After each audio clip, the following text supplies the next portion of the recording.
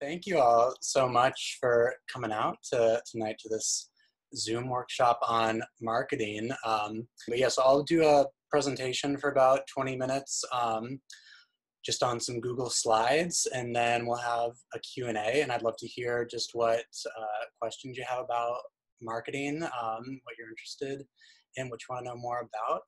We can definitely have some conversations. Oh, there you go. Am I in the corner now too? Perfect. So just a little overview of what we'll be talking about. First, I'll tell you a little bit about me. Then we're going to talk about target audience and who we're trying to reach when we're doing marketing. Then we'll talk a little bit about goals and strategy. How are we going to reach our audience once we sort of target them? Then we'll talk about content plan, marketing plan. Once we've reached our audience, how are we going to keep them engaged? Talk a little bit about brand consistency. Then just do a little bit of an overview and then open it up for a Q&A. So let's get started. About me, a little bit about me. I've been interested in marketing for a long time, ever since high school. Really, it started out just kind of as a hobby and something I would do in sort of an informal way, just in high school. I was on student government, and I'd always be the one to just make posters for the talent show or other events or fundraisers.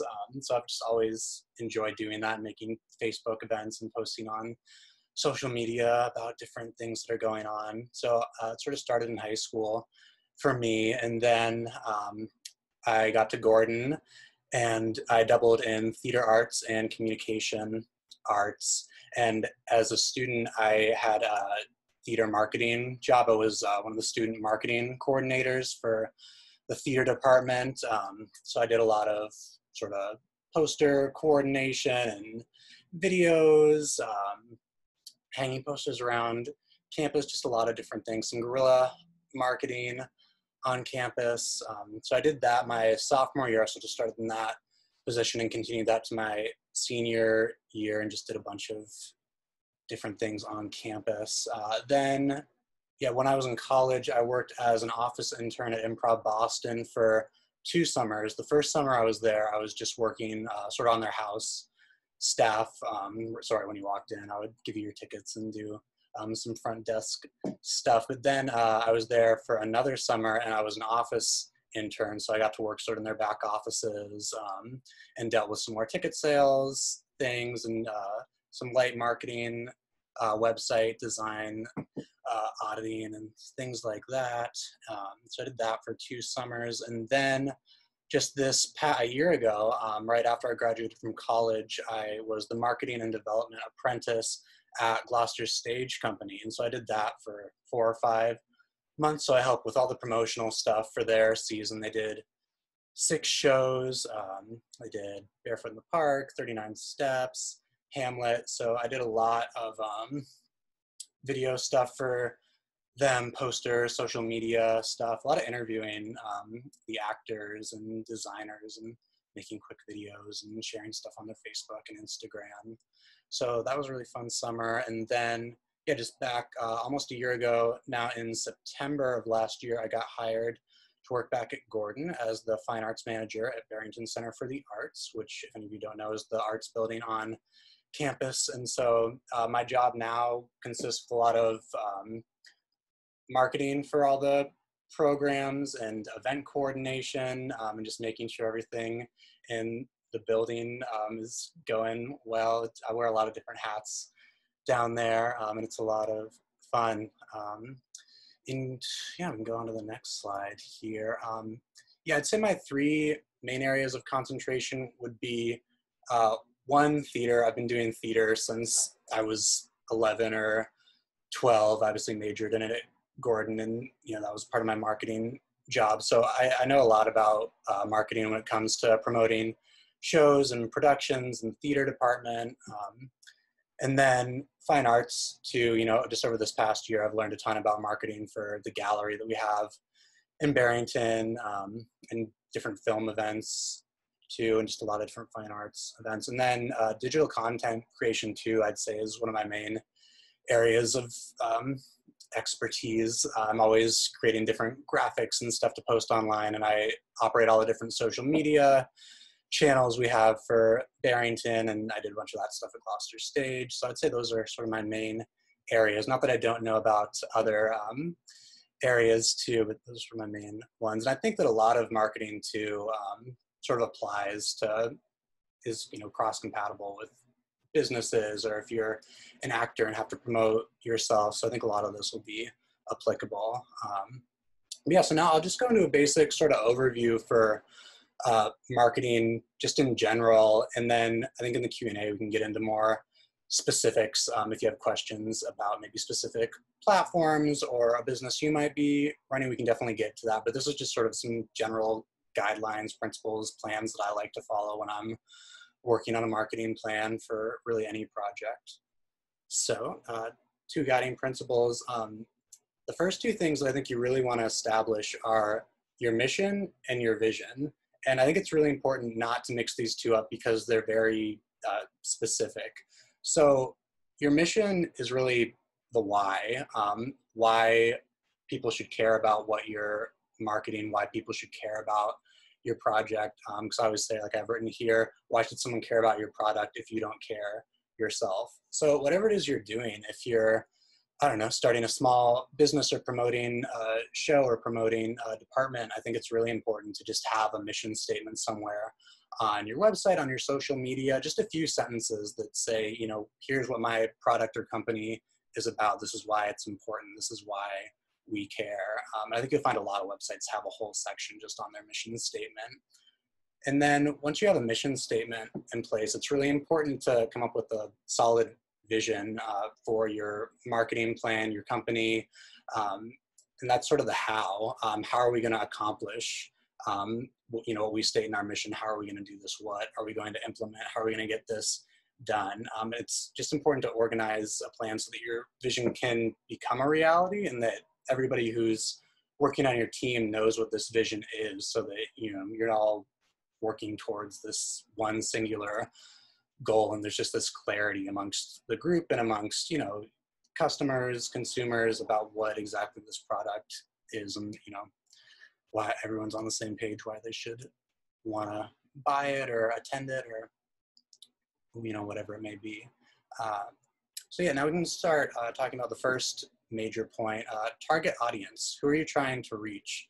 I think it's really, this is sort of one of your first steps in marketing, because you need to know who your audience is in order to know what, you know, content you should be creating in order to reach them, because different forms of media are, you know, going to be appealing to different groups of people. So I have a graphic here. There are just some, you know, different audience demographics you can be looking at. So age, how old is your target audience? What are their interests? What's their gender? Just a lot of really basic things that you can be looking at. And there's a lot of ways too that you can get this information. You could send out surveys. I know that for the theater department, we use this ticketing company called Ovation Tickets, and I think it gives us just a lot of those statistics for who's buying tickets, when, where, what's their age, where do they live, just all this information that's good to know. And Facebook too, if you have Facebook pages for any of your businesses or brands, it too, I think there's a section too that'll give you all the demographics of who's clicking on what, and so then you can sort of cater your marketing going forward to those specific groups. Here's some more images. Just why too it's important to figure out your demographics is that you know, different age groups, different people use different forms of social media. So I think that's sort of important when you're deciding what platforms you're gonna be on, to, you know, spread yourself out as much as you can, because you'll be missing these, you know, target age ranges. If you're just on Facebook, you know, you're missing out on these younger audiences. If you're just on Instagram, you can be missing out on some of these older audiences. So I think it's really important to, you know, be looking at this information and just figure out what works best for your brand or business, what's going to be most useful for you. Go on. We can start talking about goals and strategy. So once you've established your audience, who you're trying to reach, we can really start talking about how exactly are you going to reach them. So for goals, I think it's really important to set both personal and professional goals whenever you're doing marketing. So I have just a few generic examples here. So some professional goals might be to sell out a show or sell out a product, reach a certain number. It might be making new connections, reaching a new audience. If your company's just been appealing to young people for a while, how are you going to reach an older audience? That might be a goal for you, or even a certain demographic. You might just want to reach 40-year-olds, or you might just want to reach people who are interested in theater. So that could be a goal. Reaching a certain amount of subscribers or followers could be another goal, just to set for yourself, to say by the end of the year, it'd be great if we could have 100 new subscribers or 1,000 new subscribers, just based on what your timeline is and how your company or business is growing. Setting a goal to just post daily on social media, that could be a huge one for people just starting out, to post daily on social media or post weekly. That's a word of advice I'd say for getting started on social media in any capacity is, I think, don't do more than you're capable of doing. I think it's better to just be on fewer forms of social media that are constantly being updated than have like 6 or 7 different social media accounts, but you're only really updating Facebook, because then when people go and look at your Instagram or Twitter and there's nothing on there, that's their first interaction with your company, and they're gonna think, oh, they aren't doing anything, nothing's going on, and I think that can turn people off really quickly. So I think don't overload yourself. Do what you're capable of doing, and that may vary based on if it's just you doing the marketing, if you have a whole team who's doing the marketing. And yeah, goals could be even smaller, like just getting on Instagram. I think it could be a big one for people who are getting on TikTok or starting a new social media page for whatever it is you're promoting.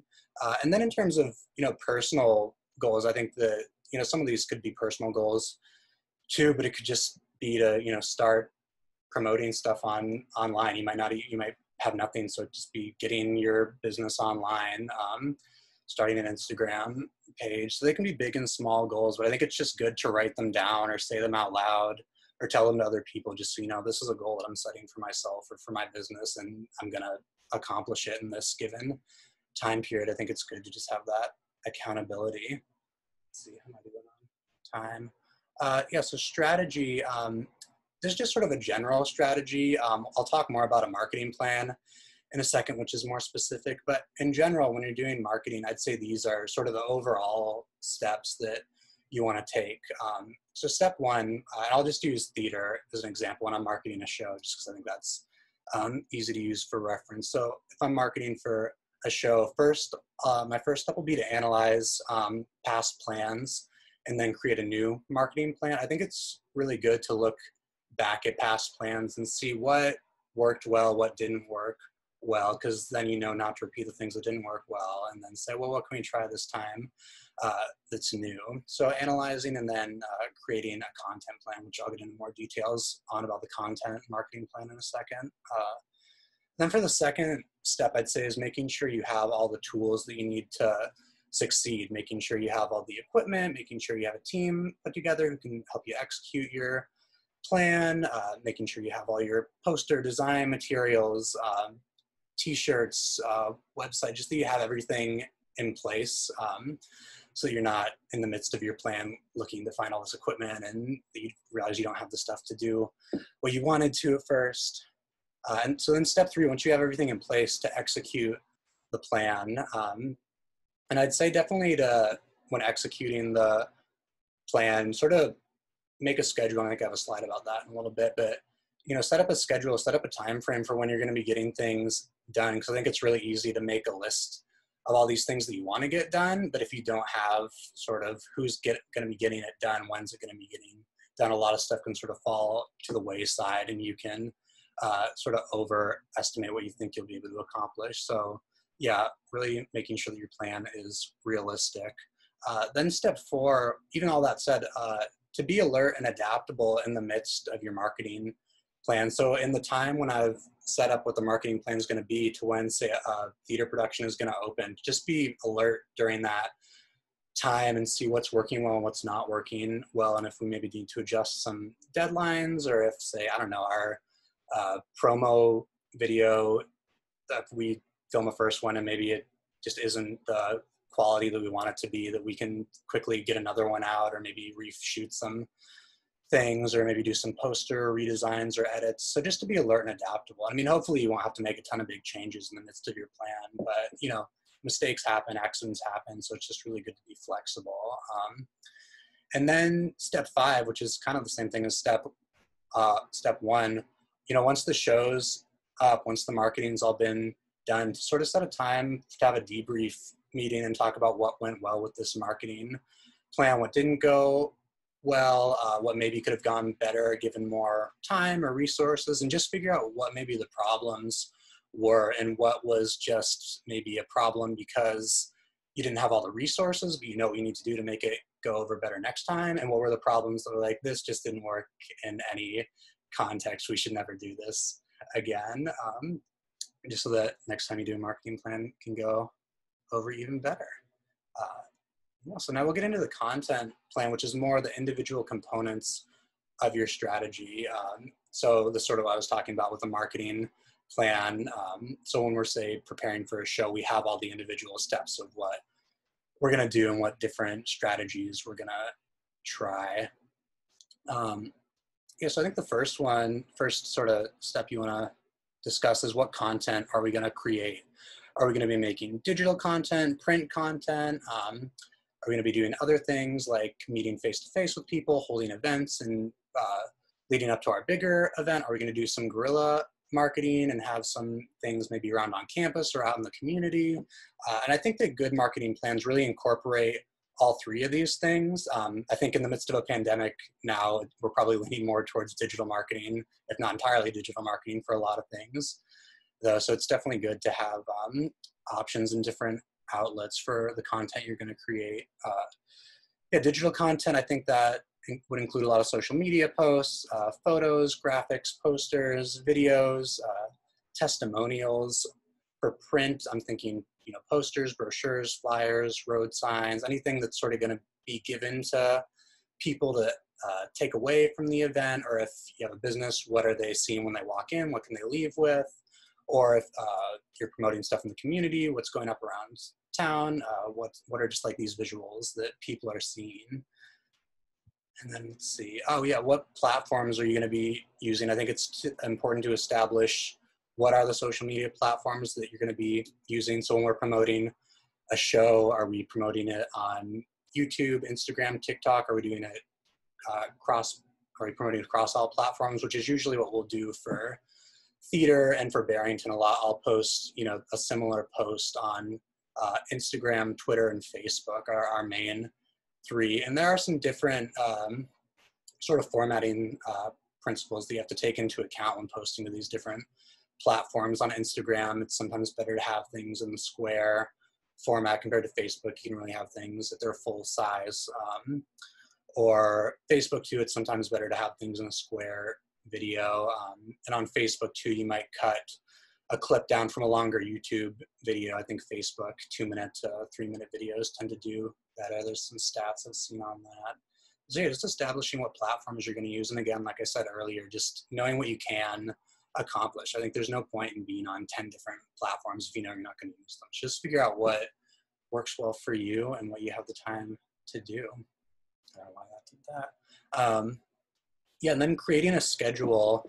This is just a graphic that was in this template, but it has a lot of sort of important things that you want to be considering. Is when are posts going to be published? What are you posting on the same day as the post? So if we have, say, a promo video going out for a theater production, we might also want our poster to be posted the same day. And then the day after the video goes up, we might want to have maybe a shorter version of that video, or maybe we have an interview with an actor or something. So I think it's just important to be aware of what you're posting and when you're posting and how it relates to all the other content you're doing, because say you don't want to post your promo video on the same day that you're also, I don't know, posting all of your headshots and posting all of your poster. You want to be able to spread stuff out over time. I mean, there may be some stuff that you want to post on the same day, but I think it's just important to have an organized schedule for what's being posted when. And for the most part, this has some different dates for different forms of social media. I typically like to post just one piece of media across all platforms on a given day. So if the promo video is going live on Facebook on Monday, I'll have it go live on all social media platforms on Monday. But you can definitely organize in whatever way you think is going to be most effective or makes the most sense. Yeah, and sort of related to just content, we can talk a little bit about setting the tone. I think it's really important just to figure out what the tone is going to be for whatever it is you're promoting, whether it's going to be more professional, whether it'll be more informal, whether it'll be more whimsical, serious, minimalistic, really detailed. I think it's just important to sort of set the tone with your team or whoever you're working with from the beginning, and just make sure that that tone is sort of consistent throughout the whole marketing process. So here we have a few examples. Like on the left there was a graphic I made when the theater this past year was doing this project for Day of Giving to raise money for the green room. A lot of these didn't actually end up happening because of the pandemic, but so that one was a little more fun. I did the green filter to go with green room. And so those were a little more whimsical, but then compared to, this was a save the date mock-up I had done for a more formal gala that we were going to be having at the end of the year. So obviously that's just a little more straightforward, just uses one color throughout. There's not as much going on. And then we have like a invitation down here for the Barrington Christmas party. Obviously that's a little more fun, a little more whimsical. So I think it's just important to set the tone, just so you don't have different tones competing or clashing with what you're trying to promote. Because I think that can be confusing to audiences. And I know that I always hate as an audience member when promotion for an event is sort of one thing, but then you get to the event, it's sort of an entirely different thing. So I think it's really important that the tone sort of reflects what the event is going to be. Then highlighting unique qualities about your business or brand, I think, is really important in marketing. A few things that I think can be important to highlight are what are achievements or accolades that would be good to share. Like I know for theater, Gordon College Theater was in the top 20 in the Princeton Review last year. So that's definitely something we've been wanting to sort of put on the front page of all of our theater things and have graphics about that. So definitely share, you know, what's unique about your program or business. Any new information, I think it's always good to be sharing that on your website or post, just updating with what's the newest thing that's going on, keeping it relevant.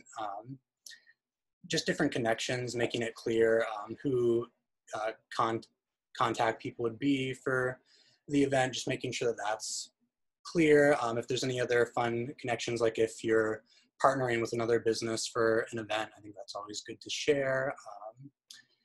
Another unique quality might be team members who's working on your team. I know for ComArts, we started sharing alumni stories and student spotlights, because I think it's just really nice for people to have practical examples of, oh, these are some success stories of students or alumni or customers who've enjoyed this, you know, product. Really, here's how it was successful in their lives. I think those can be good stories to share and to highlight when promoting stuff. Here's some other ideas for marketing plans, which I can answer some questions on in a bit, but just some other ideas when planning.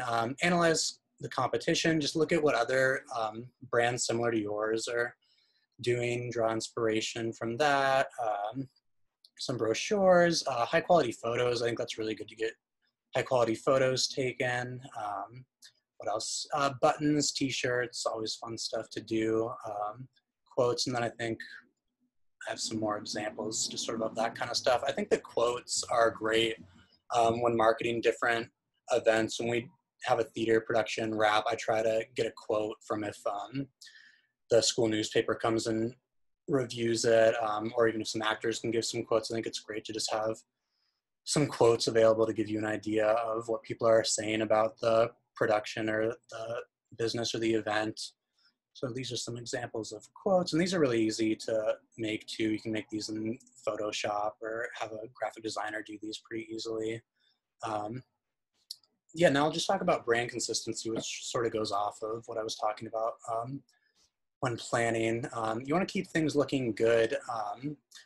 When I'm talking about brand consistency, usually I'm talking about logos, the colors we use, the fonts we use, but most importantly, just the identity. And Dr. Gardner and I are actually just talking a lot about branding today because we're talking a bit about rebranding the communication arts, theater, and art department at Gordon, and just some new things we can be doing for all those to make them more consistent across the board and just more accessible.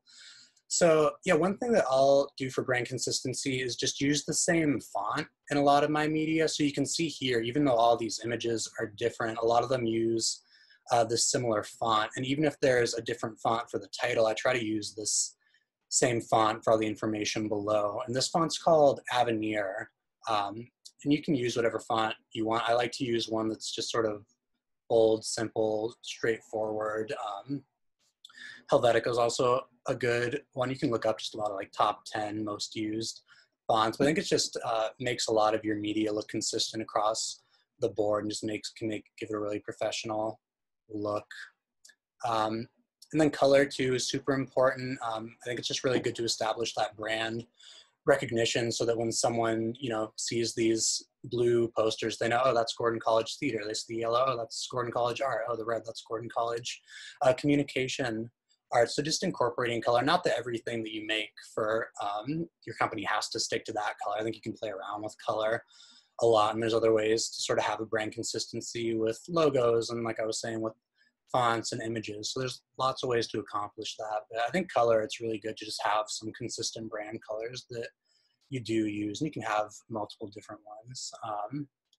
Yeah, a unified look. This was a set of posters that Justin Kettle actually designed when I was a student, and Jeff Miller and I were actually involved in the creative process a lot, and what sort of the designs were going to look like, the colors, what they're going to look like. And then Justin, we communicated with him, and he designed these posters, and we had a lot of meetings. And what I like about these posters are just that they give a really unified look. So at the top, you have Gordon College Department of Theater Arts, so that's consistent among all of them. And then the colors are different, but they're all in the same style. So, from show to show, people were seeing these around campus, and they just recognize the design and, oh, there's another theater production going on. So I think it can be really useful in that way. I think there can be a danger to having stuff be too unified, because then it just looks the same, and then people start to just walk by it, and it doesn't pop out as much. But I think, this was just for a year, and then we had a different design of posters for the next year. So I think it's fine if it's used sort of sparingly and intentionally. Yeah, I think it can look really, really good. And then this is just sort of another example of that. This was the Communication Arts Department did As I Am, which was a play they put on in the fall. And so sort of similar idea. We had these sort of unified posters that had different colors. We had small card versions of them around campus. And so I think this really just draws the eye because they're different, but still unified. And so I think people had a lot of fun seeing the different faces and the different colors when they were walking around campus. Then similar thing for what I've been doing with the promotion for the Digital Fine Arts Festival, just having a logo that I use across all the posters, a certain color scheme that's used. They all look the same, or they're all unified even though they have their differences. Having a clear title, having the department name on there. And what else do I have? Yeah, so that's pretty much it. I feel like I'm just talking into a void right now because it's so quiet. I really want to get the Q&A going. But yeah, just to sort of review what we talked about here. Yeah, super important to establish your mission and vision, figure out who your target audience is, outline your goals, and come up with a strategy, then create a content or marketing plan, establish branding, and then just get creative and have fun. I do just want to say too that I'm obviously very early on in my career, so I'm definitely not an expert on all of this stuff. And I think that a lot of marketing can be subjective and depends just sort of what your brand is, what your company is, what it is you're trying to do. So definitely do what is going to be most effective for you and be creative and just have fun with it, because I think marketing is super fun. Yeah, so that's pretty much it. We'll get on to the Q&A. Thank you for listening to my presentation. This is my email here, ryan.canister@gordon.edu, and this is the Instagram for Gordon College Fine Arts that I run mostly. So if there's any questions after this, or you want to set up a time to talk one-on-one, I'm happy to do that. Feel free to reach out. But yeah, without further ado, we can start the Q&A. I'll switch back over to my main video. Thank you, Ryan. That was great. And so now we do have some time for questions. I have a couple of questions for Ryan to get us started. But just a reminder, if you want to ask something, either just like wave your hand, or we've got a small enough group just to unmute yourself and you can ask Ryan a question. This is also a good opportunity too, if you want to share some work that you've been working on, either marketing your own projects, or if you're working for someone else. And Ryan had also said he's happy to, just do some workshopping with you of ideas, bounce off ideas each other. But Ryan, let me actually start with this question first, since you are one of our alums and major both in theater arts and communication arts. I'd just be interested to hear you talk about how you think the work that you did in those two majors have prepared you for this work in marketing. Mm-hmm. Yeah, definitely. Yeah, I feel like a lot of marketing stuff is really hands-on. And I think those two majors too are also very hands-on and just require a lot of collaboration and teamwork and working together and sharing ideas and, spitballing off of each other. So I think that theater and comm really prepared me for a lot of the work I've done in marketing in that way. And that you might be doing some stuff individually, but a lot of times it really is a team effort.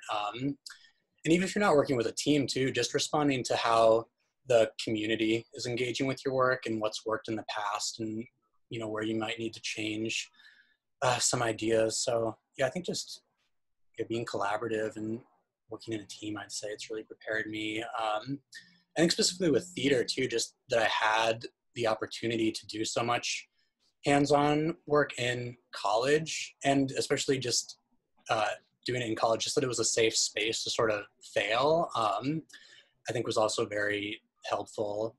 Just knowing that if I do mess up, like the stakes aren't so huge that I'm gonna, be fired or, mess up this big national marketing plan or anything. So I'd say, yeah, especially if you're a college student, I think just, and you're interested in marketing, just get involved where you can and try out different ideas. Yeah. And I think it was interesting looking at, I think, some of your first slides where you showed kind of the wealth of experience you've had even so far in your career. And it was interesting for me to reflect on too, that how many of those opportunities did come while you were still a student. So as you said, it's a really good opportunity, I guess, both through your internships, but even the stuff that you did for the department, for the theater programs, for all of those things. It just gives you a good opportunity outside of stuff maybe you did in the classroom, just to kind of try and fail and learn from that. Stuff. One other question that I had. Okay, I'm really hoping you can explain to me TikTok.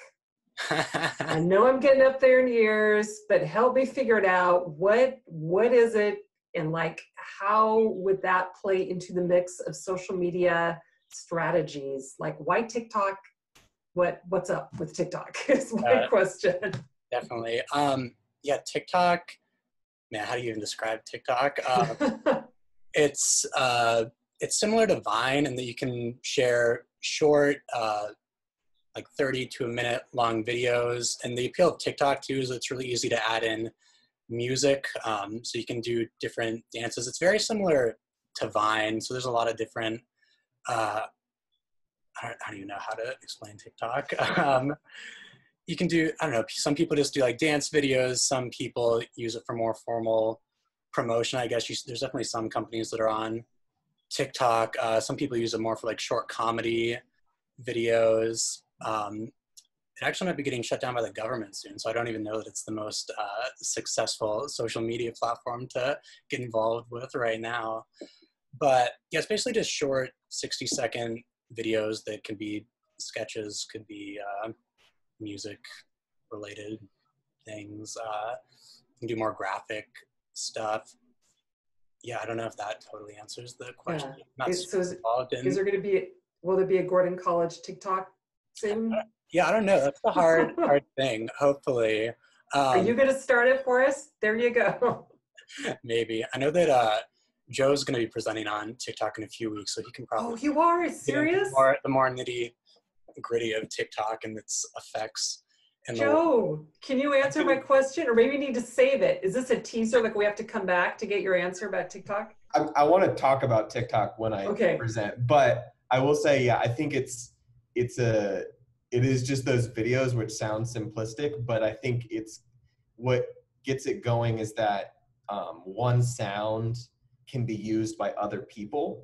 So you watch it and there's a song and then you can click on it and see other people do the dance or whatever the trend is to do with it.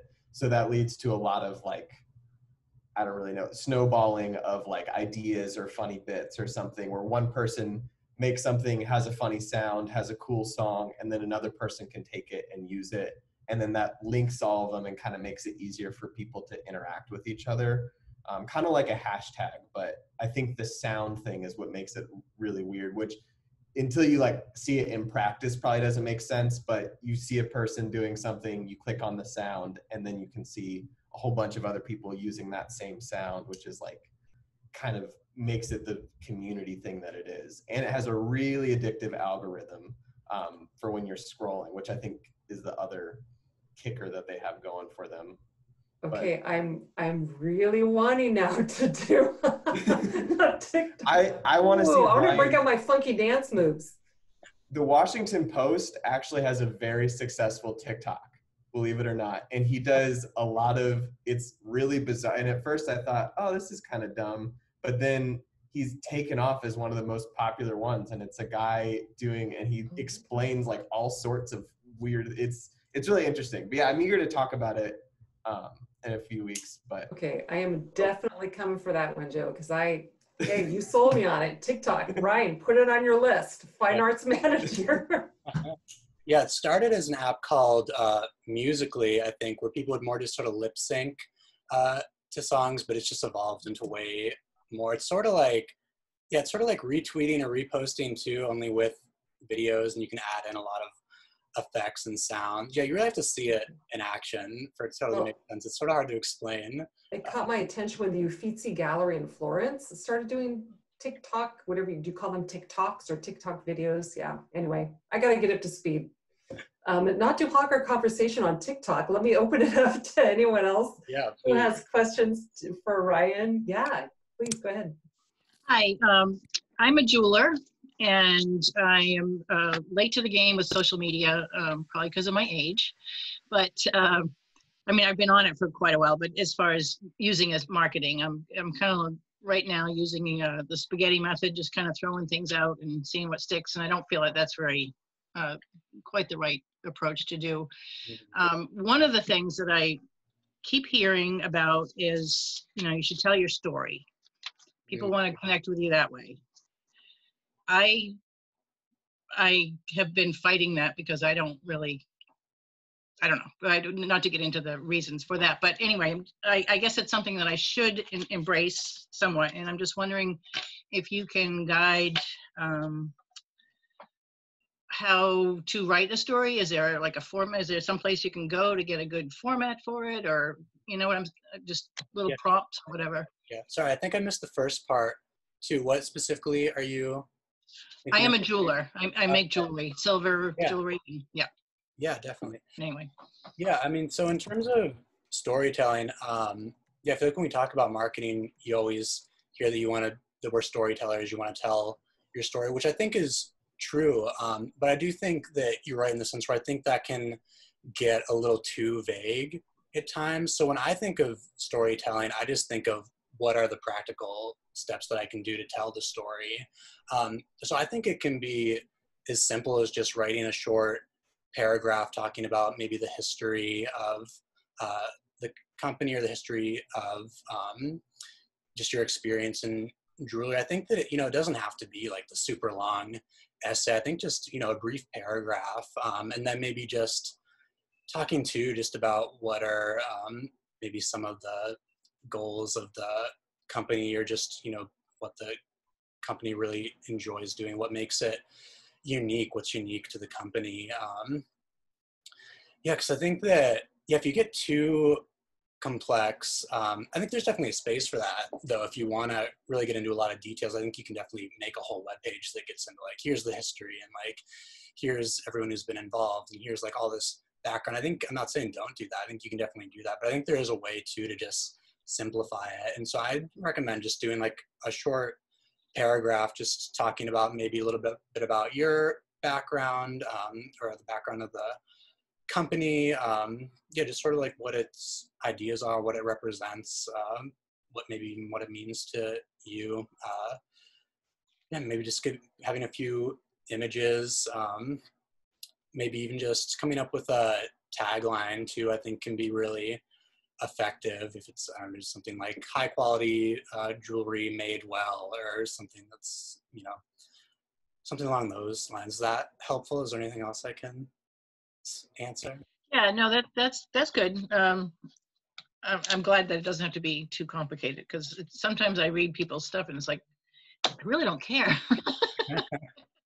Yeah, and I think too, But that could just be me. I don't know. So yeah. And I think there's anyway. multiple ways too to tell a story rather than just, writing at length about, what exactly the product and company is. I think, just having, a good logo, or just having images, or if you're on a bunch of different social media platforms, having the same tagline, or, having a link that goes to the page where it has that sort of paragraph. That's maybe your mission statement and just talks about what your vision is. And yeah, just something simple like that. So I think, yeah, it doesn't have to be super overly complicated.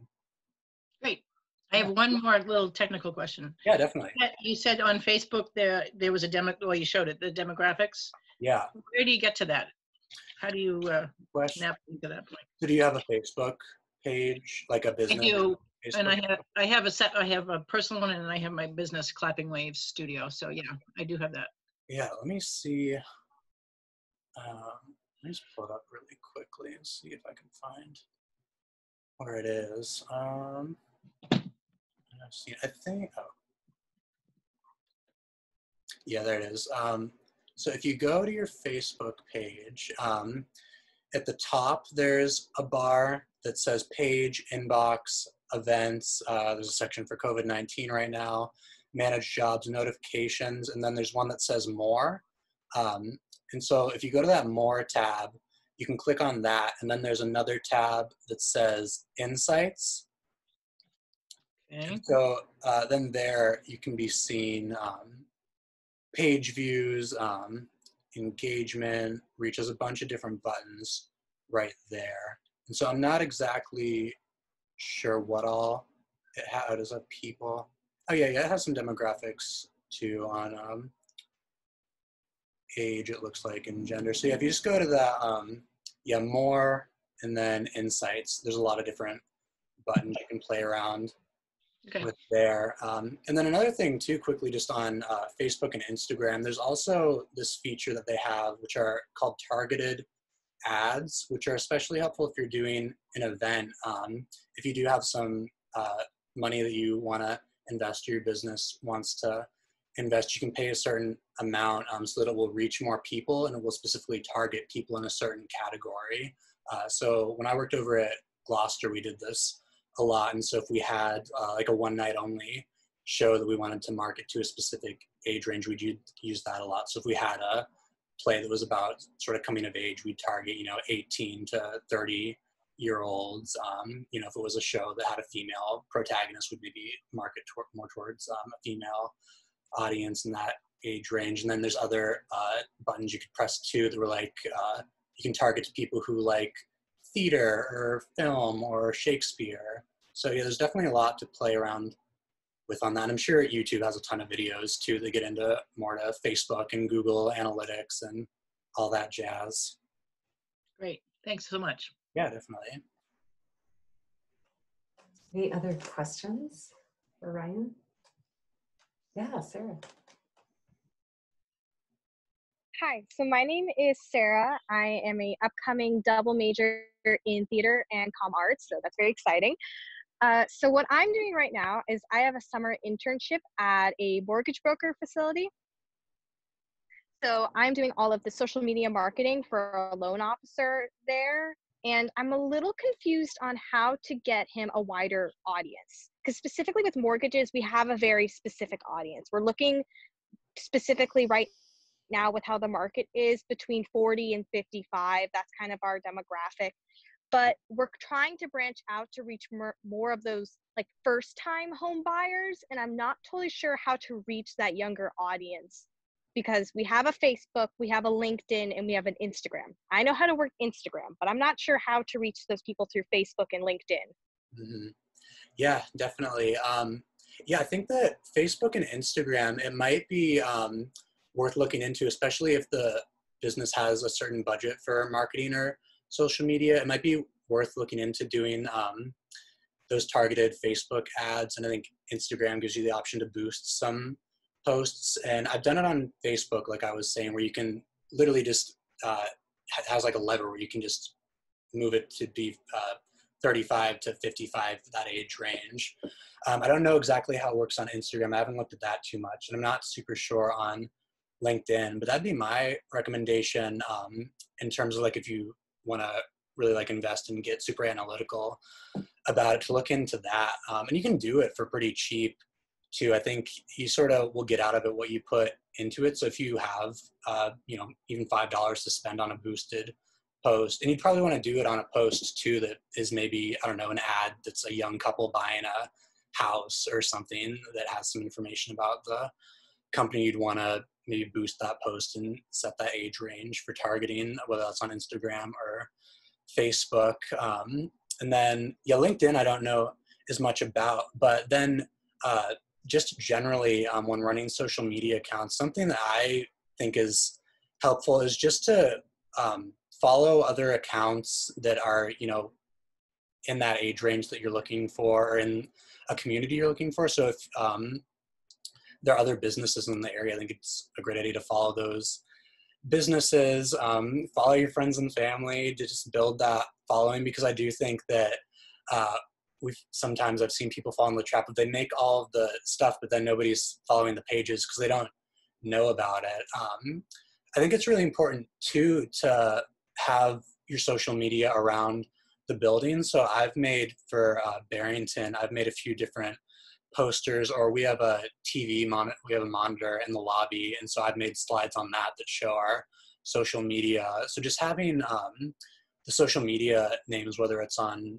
pamphlets or brochures around, just so people too, when they are walking into the business, look it up later. So does that kind of answer the question? I can maybe talk a little bit more about it too, if not. Yes. Yeah, definitely. Yeah, and I think even you can set up if you have a work email, you can set it up so that you have little tiles that'll link directly to the company Instagrams or Facebooks. I think that's a really good idea. Yeah, some people might just not even know that the company or business is on social media. So yeah, definitely do that. Definitely just, spend some time following people, build that audience. Yeah. Any other questions? Yeah, Joe, you've got a question? Well, we mentioned TikTok, which is a good springboard for it, but do you think how do I want to say it? Is there a place to look, or what do you think the idea is with trends you don't want to, I don't know it depends company to company where you want to place yourself in trends, right? But like I said, the Washington Post, it sounded ridiculous at first for them to have a TikTok, and now it's really successful. And you go back to like the 2008 presidential campaign, social media had not really been utilized, and then now it's like the key to everything for pretty much any politician. So where do you think the balance is there in trying to work with the trends, or where to look to be on top of those other than just asking teenagers? Because I feel like it's not as straightforward as just, what are the kids doing these days, right? Definitely. Yeah, I mean, I think if you're specifically like the marketing manager or social media manager, I think it's just good that for you yourself to be on as many forms of social media as possible, just because then you'll hopefully just see the trends on social media before you see them online in an article or something, and they've already passed their prime of popularity. When looking at specific trends, I think it's also important to not just do a trend because it's popular, but do it too because you know that you can do it well and you will gain an audience or reach a new audience. Like I'm thinking with TikTok, I think part of the reason why I haven't made one for, say, Gordon Theater or the Fine Arts at Gordon is just because I think more often the external audience that we're trying to reach tends to be older, tends to be, you know, parents or members of the community who are maybe in their like 40 to 60 age range. And so they're not on TikTok. So I just view it as like, I don't know, me doing stuff on TikTok isn't really going to reach this new audience. So it'd be more beneficial for our time to create more Facebook content or Instagram content, because a lot of, you know, people who are on TikTok, they're already following us on Instagram, or they're students on campus who already know we're already reaching them in a certain way. So yeah, I don't know, it's hard. Does that kind of answer the question? I don't know what else I could So yeah, sounds good. clarify. Yeah, I think that, I don't know, it can be kind of cringy too for companies to just jump on a trend because it's trendy. It doesn't necessarily relate to their product, or if they just can't do it in a high quality way too, and it just sort of looks like it's thrown together. I don't know, like I think back to like 2013 when like all those Harlem Shake videos were going around, and I think that the ones that stood out to me were the ones that they actually like put some time into and were like, okay, we're going to get our company together and we're going to do like a whole, you know, 2-hour shoot and like make this look really good and make it all one shot. Or those freeze videos, I forget what they were called, where everyone freeze and act like they're frozen as the camera goes by. So I think if you know that you can do a trend high quality and it sort of serves a purpose, and you already have sort of established that you're a company that is, you know, up on the trends and is active on social media, I think there you can get away with it more, and it's not as, I don't know, weird to do. But I think if you're just sort of doing it to doing it, and you're just throwing it out there and it's not that high quality, and it's just like a vertical iPhone video that you're just trying to, you know, be a part of it to be a part of it, I feel like that's sort of less ideal, I'd say. You're crushing my TikTok hopes, Ryan. Message received. The funky dance moves are going to stay in the closet a little longer. Other questions for Ryan? I see we're just about out of our time. Other questions? Yeah, Jethan. Hi. So I actually run a theater company, and I guess my question would be, how do you prioritize where you spend your limited marketing budget? Yeah, good question. Yeah, especially because sometimes I know theater too, a lot of times works with a very limited Yeah. budget. Yeah, I mean, I guess I'd say it varies from show to show, and I guess depending on what you want to do. I'd say I always prioritize posters, definitely, because if nothing else, you want to have a good poster because that can be shared online. You can get it printed. Yeah, I think just making sure that that poster is really high quality is where I'd focus. You know, if I had to pick one thing to focus the budget on, it would be that. But then I guess just looking at where your audience is the most online and investing in those areas. So if you know that you have a huge following on Facebook, you know, it might be worth investing in some targeted ads, or it might be worth investing in getting a promo video made, because then you can share that on Facebook with all your followers, compared to, say, spending your budget on like t-shirts or merchandise that more you would have to like be at the event in order to receive anyways. I think that can sometimes be, not that it isn't good to have those things too if it's in the budget, but if you're looking for priorities, I'd say posters and digital media over physical stuff. Yeah, I think that t-shirts can become a slippery slope too, because it's sort of like, who is it for? Is it more for actors who are in the show to have a nice shirt to wear when the production's all over, or are they going to actually be wearing the shirts around town, and will people be seeing them? Which I think also happens, but I think more often than not, sometimes marketing budgets for theater get spent on, you know, merchandise or fun memorabilia stuff for the cast to walk away with. So yeah, I'd say just stuff that people are gonna see, I'd say prioritize. That's going to be either out in the community or can be, spread widely. Yes, that's why yeah, because the poster, I mean, once you spend the money on the poster, you have it and then you can share it, in all these different ways. Yeah. Yeah. Does that sort of make sense? Is there any other sort Yeah. of specifics that you're thinking?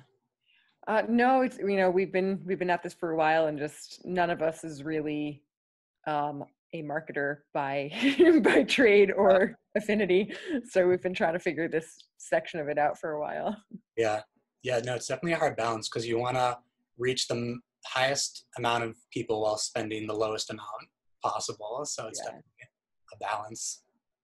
Yeah, and actually, now that I'm thinking about it, I wonder if t-shirts in our case actually do make sense, since we're a repertory company and we have a number of shows that are available for booking year round. Yeah, that's true. Yeah. What's your company, Jasmine? Still Small Theater. So we were actually born out of Gordon College as well, but from a couple years back. I've heard of them. That's great. Well, I see we are just about out of time. Ryan, can I ask you a final question, unless there are others? So maybe I mentioned at the top, our theme for the summer for our Fine Arts Festival is, what is the role of art in a time of crisis? So Ryan, may I ask you, maybe what is the role of marketing the fine arts, or just marketing in general in a time of crisis? How would you respond to that? Yeah, definitely. Yeah, I feel like the role of marketing and social media too in a time of crisis is really just to use our platforms for good, to promote good things. Especially too if we have sort of a larger circle of influence, to use our platforms to start a conversation and just share the facts, be sharing resources. I feel like so many of the issues and movements we see in the world today, and I mean, I've been hearing this a ton, is just, with the pandemic and racial injustice, is just that, these really aren't political issues. They're really more human rights issues that we need to be speaking up about. So yeah, I just say to use our platforms for good. Yeah, and I think that, that's part of the reason why we really shifted the focus of this festival to talk about a time of crisis, is because we were first thinking of doing this festival to just sort of have some, fun workshops and share resources. But as we sort of, saw what's going on in the world, it just didn't feel right to not acknowledge it. And so we definitely wanted to shift it to just have it be more relevant and just start the conversation, and, just not be afraid to have these hard conversations, and, just talk about different people's opinions and experiences. Yeah, that's what I'd say. But then I'd say also, I think that Jess 2 weeks ago, I think also made a really interesting point about how I think it's important to, make these resources and share these resources and, post all this stuff on social media, of course, but then also I think at some point there also needs to be action taken. Like, we can post on social media all we want, but, eventually you're still only going to be reaching your friends, your 500 followers.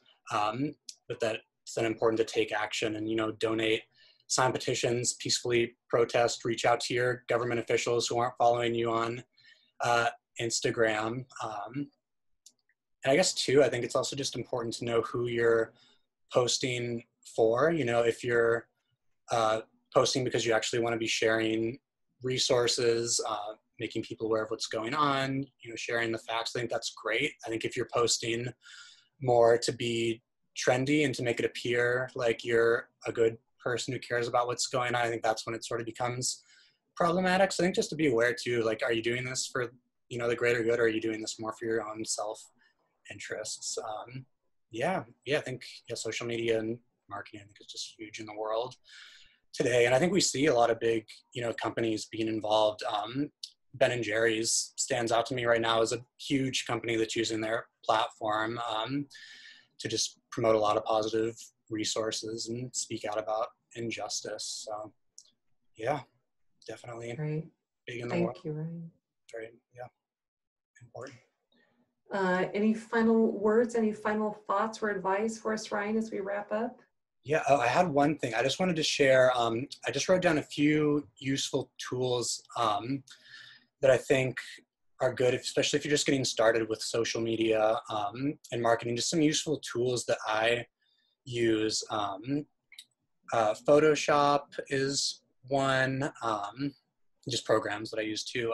Photoshop, InDesign. I use those two like every day. Photoshop and InDesign. Those are great to have just for making really simple posters. I think if you're looking for something more complex, you might want to look into, hiring a graphic designer. But if you're just looking to make a quick poster, add some stuff to your website, Photoshop and InDesign are great. Illustrator is another good Adobe program if you're looking to do if you're more into graphic design, if you have some more experience. Adobe Premiere Pro is great for video editing, but even iMovie too, you can make some good looking stuff on that if you just avoid some of the more generic filters and transition effects. Then Google Drive or Dropbox is also really good to just have an account on there to share large files, especially if you're working with a team.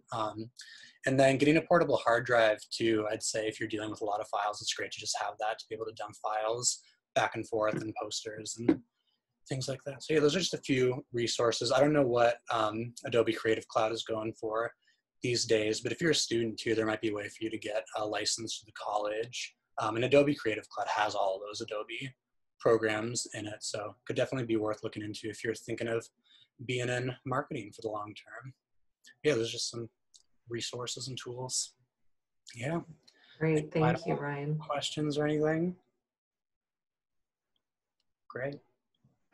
Well, and I think Ryan had put that final slide, I think it had your email address on there. Would that be a good way for folks to contact you if they have further questions? Yeah, definitely. So it's just ryan.canister@gordon.edu.